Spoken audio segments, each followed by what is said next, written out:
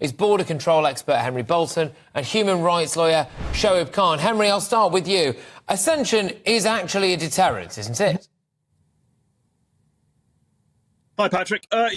Yes, it would be. I tend to agree that logistically and financially, it's probably incredibly expensive in resources and in treasure, if you like. But I think these sort of places have a role. It's more, not so much the location, it is whether or where it fits into the entire process. There are really three things that need to happen here. One, we need to reduce the flow, ideally stop it. Secondly, we need to be able to we need to resource and properly organise the process of assessment and returns. And then thirdly, we need to be able to accommodate the people who are being processed in an appropriate manner. Now, this is probably going to start a bit of a discussion now with our colleague who's joined us, but the United Nations Refugee Convention does allow for the secure detention of people who have claimed asylum having entered or crossed a border unlawfully. And that gives some authority here to put people in camps that are built for the purpose. Now, the problem we've got at the moment is all of our accommodation is being dealt with ad hoc, hotels, barges, islands around the place. There is no strategic, coherent plan here which puts these things in part of the process, and that's a problem. All right, Shoaib, I'll let you come back to that now. It's just Shoaib Khan, who's a human rights lawyer. Yeah. So, I mean, obviously, I mean, you know, the people who actually rejected Ascension Island issue were Priti Patel and Boris Johnson. So now for Suella Braverman and Rishi Sunak and others to be suggesting it might be workable, I think is quite ridiculous. I mean, as usual, it's just gimmick, it's just sloganeering, it's just, you know, pretending that they have some idea what to do and they have some idea of the scale of the problem. Of course they don't. I mean, it's complete rubbish, I think. It's a very nonsensical idea. Obviously, I mean, you know, in terms of finances, in terms of the resources, and obviously, you know, that's leaving aside the humanitarian point of view.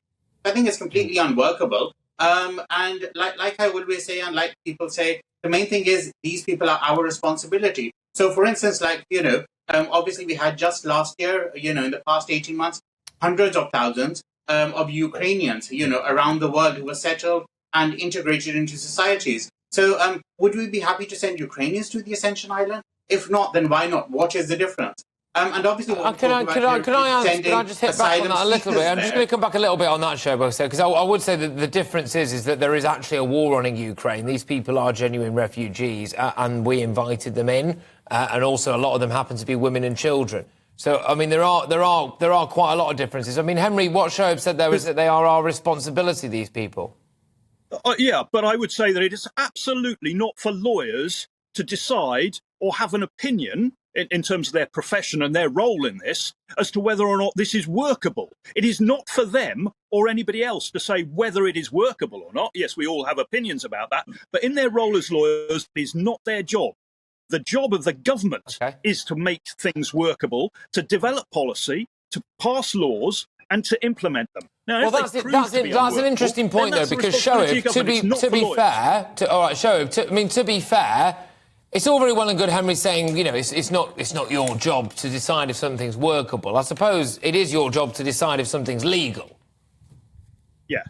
But yes, exactly, and that's the thing. I mean, obviously, if something isn't like with Rwanda, why was it found unlawful? Because it's not workable, because they don't have the infrastructure, because people have been abused there in the past, because there is a chance, because of the situation in Rwanda, that people will be abused. I mean, obviously, you know, there's nothing in law that says you can't take them there. What it says is whatever arrangements you do make have to be fair, have to be just, have to be humane, have to be workable. So that is, in fact, part of the law. I get that, but the thing is, though, Shoaib, I've got to pick you up because that's not why it was found. Yeah, that's not why the Rwanda scheme was delayed, though. It was because we couldn't 100% absolutely guarantee that if somebody was sent over there, that they would be granted asylum and not returned to a country where they faced persecution. But we can't guarantee that anywhere. We can't guarantee that anywhere other than if it's just our own judges in our own country doing it. But we can lay some provisions to stop that happening. But look, guys, thank you very, very much. We are a bit short on time here, so we're going to have to knock it on the head. But that's Henry Bolton, their border control expert and human rights lawyer, Shoaib Khan. Yeah, look, interesting way to end this show. When we first started the show, it looked as though Ascension Islands were a go, and then we got a senior source getting in touch with our Home and Security editor saying, actually, we did try this a few years ago, which we all knew, but they outlined the exact cost of it, and so apparently it's just a load of hot air, dare I say it, to distract from the omni-shambles that is our border control system at the moment.